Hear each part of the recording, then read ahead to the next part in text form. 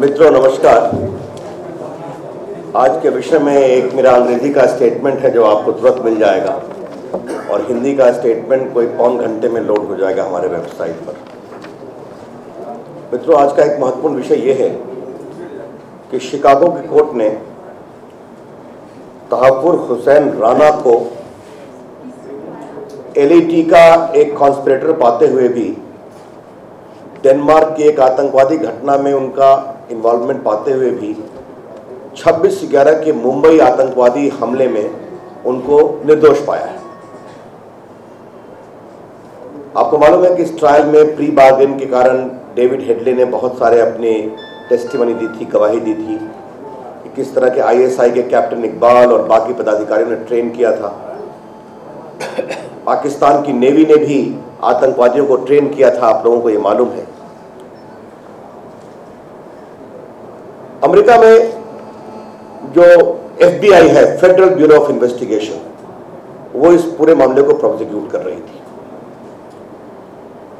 आपको मालूम है कि Lashkar Taiba is a banned, internationally banned terrorist organisation. और ये सवाल कुछ अजीब है कि लश्कर तैयबा से उनकी कॉन्स्पिरेसी पाई गई, डेनमार्क के एक बड़े आतंकवादी घटना में उनको इन्वॉल्व पाया गया, लेकिन 26/11 में उनका इन्वॉल्वमेंट नहीं पाया गया, जबकि पूरे 26/11 की घटना को मास्टरमाइंड लश्कर तैयबा ने किया था by proper training of ISI officials and part of military establishment. You all know it. हम भारत सरकार से सवाल करना चाहेंगे कि क्या भारत सरकार ने इस मामले की पूरी कोशिश की कि ये ट्रायल ठीक ठाक हो? Did the government of India ensure, in cooperation with the FBI and the prosecuting agencies in USA, that this trial takes place properly and all the prosecution evidences are properly presented? सभी जो अपराध के साक्ष्य थे उसको तरीके से प्रस्तुत किया जाए।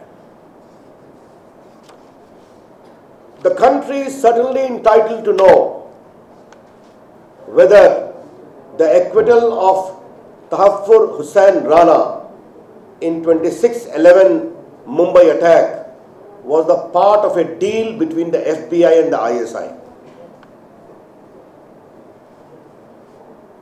देश को ये जानने का अधिकार है कि तहफ़्फ़ुर हुसैन राना को जो निर्दोष पाया गया 26/11 की मुंबई हमले में, वो क्या FBI और ISI के बीच में किसी साझा प्रयास के कारण हुआ है। ये बात जाननी बहुत जरूरी है और इसका खुलासा होना भी बहुत जरूरी है। जो मेजर इकबाल और उनके साथियों की बार बार बात आई, डेविड हेडली ने बताया किस तरह से राना और डेविड हेडली ने यहां पर रेकी किया सारे मुंबई के आतंकवादी निशानदेही स्थानों का, और किस तरह से they were in constant touch with ISI authorities who were directing them into the entire course of preparation for attack. This is not an issue which can be handled only by major level officers. Certainly ISI at a very high level and also part of military establishment was coordinating the entire show. Navy ने training दी थी, आपको मालूम है। बाद में कई चीजें सामने आई हैं। तो देश को जानने का अधिकार है और हम चाहेंगे कि इसमें जो आशंका है उसका निराकरण होना चाहिए। The serious apprehension and suspicion in this regard needs to be satisfactorily dispelled. ये सवाल आज उठाना इसलिए भी बहुत जरूरी है कि आपने देखा कि ओसामा बिन लादेन को पाकिस्तान में वो मारे गए। इस्लामाबाद से 50 किलोमीटर दूर वो रहते थे, एक आर्मी कैंटोनमेंट के बगल में रहते थे, और बाद में अमेरिका के द्वारा कहा गया कि इसमें अमेरिका के टॉप नेताओं का कोई हाथ नहीं है इनको प्रोटेक्ट करने में। We saw a curious statement by the American leadership that in shielding Osama bin Laden in Abbottabad, the Pakistani top leadership is not involved. this is a part of a pattern. Should we read this deal between the FBI and the ISI as a part of the same pattern? क्योंकि अगर ISI को trial में लाया गया होता तो ISI दुनिया के सामने एक्सपोज होती, एम्बैरेस्ड होती। इसीलिए राणा के पूरे 26 से 11 के प्रकरण को ही संभवतः उचित सबूत नहीं रखे गए या प्रोसिक्यूशन ने कमजोरी दिखाई। हम भारत सरकार से अपील करेंगे कि इस पूरे मामले को बढ़िया से परखे और इस बात की कोशिश करे कि इस निर्णय के खिलाफ अपील होनी चाहिए ऊपर के कोर्ट में।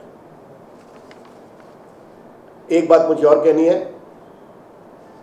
कि मुंबई हमले में बहुत सारे विदेशी भी मारे गए थे, उसमें कई ज्यूज भी थे। उनके परिवारों के मित्रों ने न्यूयॉर्क के कोर्ट में एक डैमेज का केस फाइल कर रखा है, जिसमें ISI के चीफ को समन हुआ है। A suit for severe damages have been filed by the relatives of the Jews members who were killed unfortunately in the 26/11 attack, and the ISI chief have been summoned. We would request the government of India that please have a stake in the successful conclusion of this proceeding. Take Indian community on board, also Indian citizens who were killed, because this is a golden opportunity to expose the ISI before the bar of international justice. हम भारत सरकार से appeal करेंगे कि जो एक suit चल रहा है न्यूयॉर्क के कोर्ट में डैमेजेस के लिए, जिसमें ISI के चीफ को समन किया गया है, उसके पूरे सफल निर्वहन में भारत सरकार सक्रियता से भूमिका निभाए, भारतीयों को जोड़े, उसमें संगठित करे, जो भारतीय मारे गए हैं उसमें उनको इन्वॉल्व करे, क्योंकि ISI के नापाक इरादों को दुनिया की न्याय प्रक्रिया के सामने एक्सपोज करने का एक बहुत ही महत्वपूर्ण अवसर है। भारत सरकार को यह समझना चाहिए कि देश के लोग अपेक्षा करते हैं कि 26 से 11 के अपराधियों को सजा मिले, ये जल्दी होना चाहिए। स्वयं चिदम्बरम साहब ने कहा है कि उसमें ISI का भी इन्वॉल्वमेंट रहा है। Enough delay has already been caused. Apart from the trial of Kasab, the rest remains in a state of uncertainty.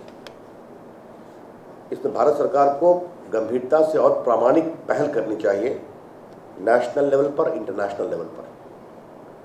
हम ये बात आज इसलिए उठाना चाहते हैं कि भारत सरकार ने अभी 20-22 आतंकवादियों की सूची दी थी पाकिस्तान को, उनको वापस करने के लिए, और उसमें भारत की कितनी खिल्ली उड़ी ये आप भी जानते हैं, हम भी जानते हैं। We will urge the very eloquent Home Minister of India that please take the job more seriously.